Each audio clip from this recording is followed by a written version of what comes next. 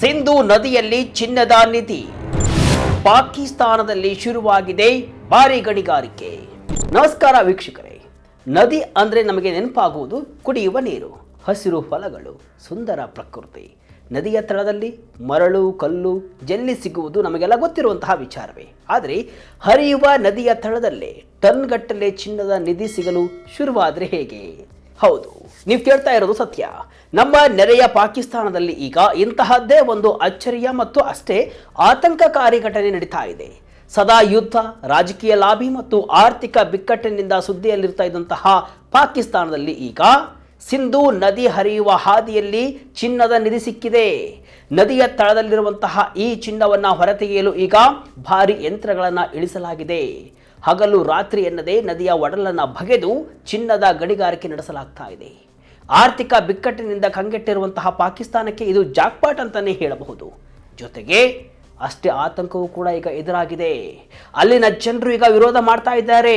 ಚಿನ್ನವನ್ನ ತೆಗಿಬೇಡಿ ಅಂತ ಆಕ್ರೋಶವನ್ನ ವ್ಯಕ್ತಪಡಿಸ್ತಾ ಇದ್ದಾರೆ. ಹಾಗಾದ್ರೆ ಈ ಸಿಂಧೂ ನದಿಯಲ್ಲಿ ಚಿನ್ನ ಸಿಕ್ಕಿದ್ದು ಹೇಗೆ?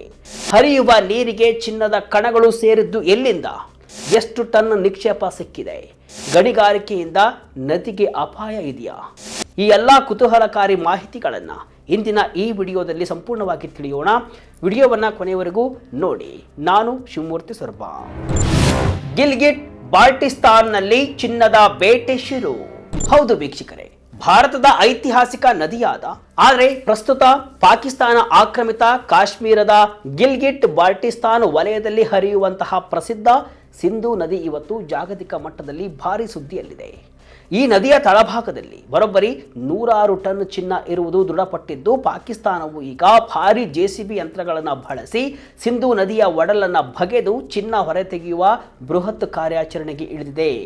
ವೀಕ್ಷಕರೇ, BBC ಬಿಡುಗಡೆ ಮಾಡಿರುವಂತಹ ಈ ಆತಂಕಕಾರಿ ವರದಿಯ ಪ್ರಕಾರ ಗಿಲ್ಗಿಟ್ ಬಾಲ್ಟಿಸ್ತಾನ್ ಮಿನರಲ್ಸ್ ಇಲಾಖೆಯು ಸಿಂಧೂ ನದಿಯ ತಳದಿಂದ ಚಿನ್ನವನ್ನು ಹೊರತೆಗೆಯಲು ಬರೋಬ್ಬರಿ 77 ಅಧಿಕೃತ ಲೀಸ್ ಅಂದರೆ ಗುತ್ತಿಗೆ ಒಪ್ಪಂದಗಳನ್ನು ಹಂಚಿಕೆ ಮಾಡಿದೆ. ಈ 77 ಗುತ್ತಿಗೆಗಳ ಪೈಕಿ 5 ಪ್ರಮುಖ ಒಪ್ಪಂದಗಳನ್ನು ಜಾಗತಿಕವಾಗಿ ಮಣ್ಣು ಮತ್ತು ತೈಲ ಲೂಟಿ ಮಾಡುವ ಚೀನಾ ಸೇರಿದಂತೆ ಮುಂಚೂಣಿ ವಿದೇಶಿ ಕಂಪನಿಗಳಿಗೆ ಕೊಡಲಾಗಿದೆ. ಇಷ್ಟೇ ಅಲ್ಲದೆ ಸರ್ಕಾರದ ಬೆಂಬಲದೊಂದಿಗೆ ಅಲ್ಲಿನ ಸ್ಥಳೀಯ ನಾಯಕರು ಭಾರೀ ಪ್ರಮಾಣದಲ್ಲಿ ಅಕ್ರಮವಾಗಿ JCB ಮತ್ತು ಯಂತ್ರಗಳ ಮೂಲಕ ಚಿನ್ನದ ಗಣಿಗಾರಿಕೆಯನ್ನು ನಡೆಸ್ತಾ ಇದ್ದಾರೆ. ಇದು ಗಿಲ್ಗಿಟ್ ಬಾಲ್ಟಿಸ್ತಾನಿನ ಬಡ ನಿವಾಸಿಗಳು ಹಾಗೂ ಸ್ಥಳೀಯ ರೈತರಲ್ಲಿ ತೀವ್ರ ಆಕ್ರೋಶವನ್ನ ಮೂಡಿಸಿದೆ. 600 ಬಿಲಿಯನ್ ಮೌಲ್ಯದ ಚಿನ್ನದ ಖಜಾನೆ. ಈ ಸುದ್ದಿ ಪ್ರಪಂಚಾದ್ಯಂತ ಸದ್ದು ಮಾಡಲು ಪ್ರಮುಖ ಕಾರಣವೇ ಈ ಚಿನ್ನದ ಮೌಲ್ಯ. ಪಾಕಿಸ್ತಾನ ಸರ್ಕಾರ ಹಾಗೂ BBC ವರದಿಗಳ ಪ್ರಕಾರ ಸಿಂಧೂ ನದಿಯ ವಿವಿಧ ಭಾಗಗಳಲ್ಲಿ ಅಪಾರ ಪ್ರಮಾಣದ ಚಿನ್ನದ ನಿಕ್ಷೇಪಗಳು ಇರೋದು ಸಾಬೀತಾಗಿದೆ. ವಿಶೇಷವಾಗಿ ಅಟ್ಟಾಕ್ ಎಂಬ ಪ್ರದೇಶದ ಸಮೀಪ ನದಿಯ ತಳದಲ್ಲಿರುವಂತಹ ಚಿನ್ನದ ನಿಕ್ಷೇಪಗಳ ಮೌಲ್ಯ ಸುಮಾರು 600 ಬಿಲಿಯನ್ ಪಾಕಿಸ್ತಾನಿ ರೂಪಾಯಿಗಳು. ಆರ್ಥಿಕ ಬಿಕ್ಕಟ್ಟಿನಿಂದ ತತ್ತರಿಸಿ ಹೋಗಿರುವಂತಹ ಸಾಲದ ಸುಳಿಯಲ್ಲಿ ಸಿಲುಕಿರುವಂತಹ ಪಾಕಿಸ್ತಾನಕ್ಕೆ ಈ ಸಿಂಧೂ ನದಿಯ ಚಿನ್ನವು ಒಂದು ದೊಡ್ಡ ಜಾಕ್ ಪೋರ್ಟ್ನಂತೆ ಕಾಣಿಸ್ತಾ ಇದೆ. ನದಿಯ ಹಾದಿಯುದ್ದಕ್ಕೂ ಹಲವು ಕಡೆಗಳಲ್ಲಿ ಈ ಚಿನ್ನದ ಕಣಗಳು ಪತ್ತೆಯಾಗ್ತಾ ಇದ್ದು, ದೇಶದ ಭಾಗ್ಯವನ್ನೇ ಬದಲಾಯಿಸುವ ಕಲ್ಪನೆಯಲ್ಲಿ ಅಲ್ಲಿನ ಸರ್ಕಾರ ಈಗ ಗಣಿಗಾರಿಕೆಗೆ ಸಂಪೂರ್ಣ ಮುಕ್ತ ಅವಕಾಶವನ್ನ ಕೊಟ್ಟಿದೆ. ನದಿಯ ತಳಕ್ಕೆ ಚಿನ್ನ ಬಂದಿದ್ದಾದರೂ ಹೇಗೆ? ಈಗ ನಿಮ್ಮ ಮನಸ್ಸಿನಲ್ಲಿ ಒಂದು ಪ್ರಶ್ನೆ ಖಂಡಿತ ಬಂದಿರುತ್ತೆ. ನದಿಯ ನೀರಿನಲ್ಲಿ ಚಿನ್ನ ಹೇಗೆ ಸಿಗುತ್ತೆ? ನದಿಗೆ ಚಿನ್ನ ತಂದು ಹಾಕಿದವರು ಯಾರು ಅಂತ. ಇದರ ಹಿಂದೆ ಮಿಲಿಯನ್ ಗಟ್ಟಲೆ ವರ್ಷಗಳ ಸುದೀರ್ಘ ಭೂ ವೈಜ್ಞಾನಿಕ ಇತಿಹಾಸವಿದೆ. ಲಕ್ಷಾಂತರ ವರ್ಷಗಳ ಹಿಂದೆ ಭೂಮಿಯ ಆಳದಲ್ಲಿ ಟೆಕ್ಟೋನಿಕ್ ಪ್ಲೇಟ್ಗಳು ಒಂದಕ್ಕೊಂದು ಡಿಕ್ಕಿ ಹೊಡೆದಾಗ ಹಿಮಾಲಯ ಹಾಗೂ ಕಾರಕೋರ್ನಂತಹ ಬೃಹತ್ ಪರ್ವತ ಸಾಲುಗಳು ನಿರ್ಮಾಣಗೊಳ್ಳುತ್ತವೆ. ಈ ಪರ್ವತಗಳ ಕಲ್ಲು ಬಂಡೆಗಳ ಆಳದಲ್ಲಿ ನೈಸರ್ಗಿಕವಾಗಿ ಚಿನ್ನದ ಅದಿರು ಅಡಗಿತ್ತು. ಕಾಲಕ್ರಮೇಣ ನೈಸರ್ಗಿಕ ಸವೆತದಿಂದ ಅಂದರೆ ಗಾಳಿ, ಮಳೆ ಮತ್ತು ಹಿಮಪಾತದಿಂದಾಗಿ ಈ ಪರ್ವತಗಳ ಬಂಡೆಗಳು ಪುಡಿಯಾಗ್ತಾ ಹೋದವು. ಆ ಬಂಡೆಗಳಲ್ಲಿದ್ದಂತಹ ಚಿನ್ನದ ಸಣ್ಣ ಸಣ್ಣ ಕಣಗಳು ಪರ್ವತದಿಂದ ಹರಿದು ಬರುವಂತಹ ತೊರೆಗಳು ಮತ್ತು ನದಿಗಳನ್ನು ಸೇರಿಕೊಂಡವು. ಸಿಂಧೂ ನದಿಯು ಅತ್ಯಂತ ರಭಸವಾಗಿ ಹರಿಯುವ ನದಿ ಆಗಿದ್ದರಿಂದ ಈ ನೀರಿನ ವೇಗಕ್ಕೆ ಪರ್ವತದಿಂದ ಕೊಚ್ಚಿಕೊಂಡು ಬಂದಂತಹ ಚಿನ್ನದ ಕಣಗಳು ಕೆಳಭಾಗಕ್ಕೆ ಸಾಗ್ತವೆ. ಚಿನ್ನವು ಮರಳಿಗಿಂತ ಭಾರವಾಗಿರುವುದರಿಂದ ನದಿಯ ವೇಗ ಕಡಿಮೆಯಾಗುವ ಸ್ಥಳಗಳಲ್ಲಿ ಅಥವಾ ನದಿಯ ತಳದಲ್ಲಿ ಮರಳಿನ ಜೊತೆ ಸಂಗ್ರಹವಾಗುತ್ತಾ ಸಾಗುತ್ತೆ. ಇದನ್ನೇ ಇಂಗ್ಲಿಷ್ನಲ್ಲಿ ಫ್ಲೇಸರ್ ಗೋಲ್ಡ್ ಅಂತ ಕರೆಯಲಾಗುತ್ತೆ. ಇತಿಹಾಸವನ್ನು ಒಮ್ಮೆ ನಾವು ನೋಡ್ತಾ ಹೋದರೆ ಕ್ರಿಸ್ತಪೂರ್ವ 3300ರಿಂದ 1300ರ ಅವಧಿಯಲ್ಲಿ ಜಗತ್ತಿನ ಅತ್ಯಂತ ಪ್ರಾಚೀನ ನಾಗರಿಕತೆಯಾದಂತಹ ಸಿಂಧು ಬಯಲಿನ ನಾಗರಿಕತೆ ಇದೇ ನದಿಯ ತೀರದಲ್ಲಿ ಚಿಗುರು ಹೊಡೆದಿತ್ತು. ಭಾರತೀಯ ಉಪಖಂಡದ ಜೀವನಾಡಿಯಾಗಿರುವ ಈ ನದಿ ಸಾವಿರಾರು ವರ್ಷಗಳಿಂದ ಮನುಷ್ಯನಿಗೆ ನೀರನ್ನು ಮಾತ್ರವಲ್ಲ, ಇಂತಹ ಅಪಾರ ಸಂಪತ್ತನ್ನು ತನ್ನ ಒಡಲಲ್ಲಿ ಬಚ್ಚಿಟ್ಟುಕೊಂಡು ಬಂದಿದೆ. ಪರಿಸರಕ್ಕೆ ಎದುರಾಗಿರುವ ಕಂಟಕವೇನು?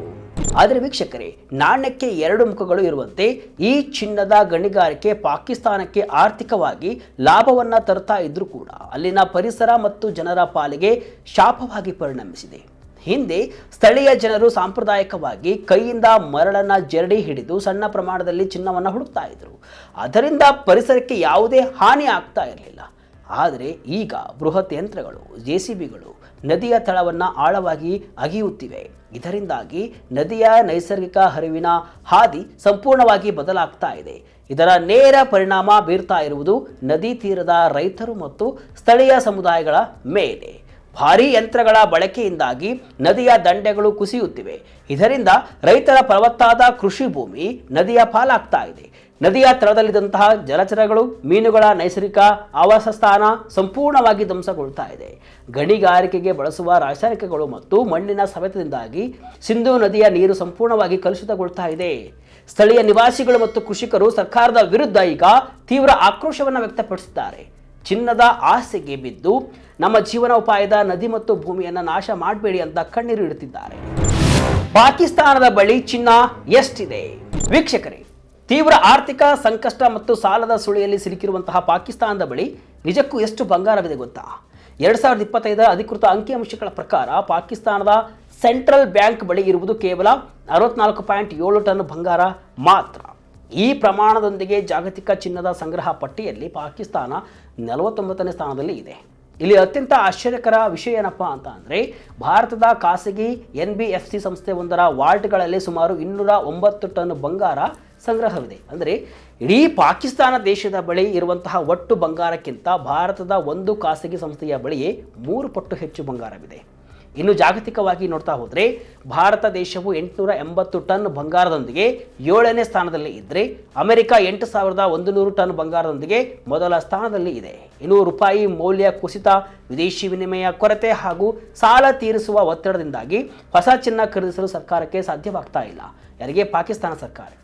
ಈಗ ಸಿಂಧು ನದಿಯಲ್ಲಿ ಸಿಕ್ಕಿರುವಂತಹ ಬಂಗಾರ ಪಾಕಿಸ್ತಾನಕ್ಕೆ ಒಂದು ಬೂಸ್ಟ್ ಅನ್ನು ನೀಡುವಂತಹ ಸಾಧ್ಯತೆ ಇದೆ ಅಂತಲೂ ಕೂಡ ಹೇಳಲಾಗ್ತಾ ಇದೆ. ಆದರೆ ಸ್ಥಳೀಯರ ವಿರೋಧವಿದೆ.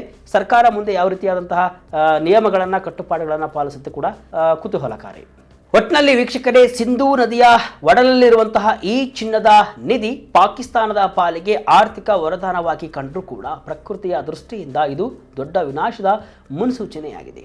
ಅಭಿವೃದ್ಧಿ ಮತ್ತು ಸಾಲದ ಸುಳಿಯಿಂದ ಹೊರಬರುವ ಹಪಾಪಿಯಲ್ಲಿ ಜೀವನಾಡಿ ನದಿಯನ್ನೇ ಯಂತ್ರಗಳಿಂದ ಬಗೆಯುತ್ತಿರುವುದು ಅತ್ಯಂತ ಆತಂಕಕಾರಿ ವಿಚಾರ. ಸಾವಿರಾರು ವರ್ಷಗಳಿಂದ ಮನುಕುಲವನ್ನು ಪೋಷಿಸಿದಂತಹ ನದಿ ಇಂದು ಮನುಷ್ಯನ ದುರಾಸೆಗೆ ಬಲಿ ಆಗ್ತಾ ಇದೆಯಾ? ಗಣಿಗಾರಿಕೆಯಿಂದ ಕಲುಷಿತಗೊಳ್ಳುವಂತಹ ನೀರು, ಕುಸಿಯುವ ಕೃಷಿ ಭೂಮಿ ಮತ್ತು ನಶಿಸುತ್ತಿರುವಂತಹ ಜಲಚರಗಳು ಮುಂದೊಂದು ದಿನ ದೊಡ್ಡ ಪರಿಸರ ದುರಂತಕ್ಕೆ ಕಾರಣವಾದರೂ ಕೂಡ ಅಚ್ಚರಿ ಪಡಬೇಕಾಗಿಲ್ಲ. ಈ ಬಗ್ಗೆ ನಿಮಗೇನು ಅನಿಸುತ್ತೆ? ಕಮೆಂಟ್ ಮೂಲಕ ತಿಳಿಸಿ. ಇದಿಷ್ಟು ಇವತ್ತಿನ ವಿಶೇಷ. ಇದೇ ರೀತಿಯ ಹಲವು ವಿಶ್ಲೇಷಣೆ, ಮಾಹಿತಿ ಅಷ್ಟೇ ಅಲ್ಲ, ಮನರಂಜನೆಯ ವಿಡಿಯೋಗಳಿಗಾಗಿ ವಿಜಯ ಕರ್ನಾಟಕ ವೆಬ್ಸೈಟ್, ಫೇಸ್ಬುಕ್ ಹಾಗೂ ಯೂಟ್ಯೂಬ್ ಪೇಜನ್ನು ಫಾಲೋ ಮಾಡ್ತಾ ಇರಿ. ಧನ್ಯವಾದಗಳು.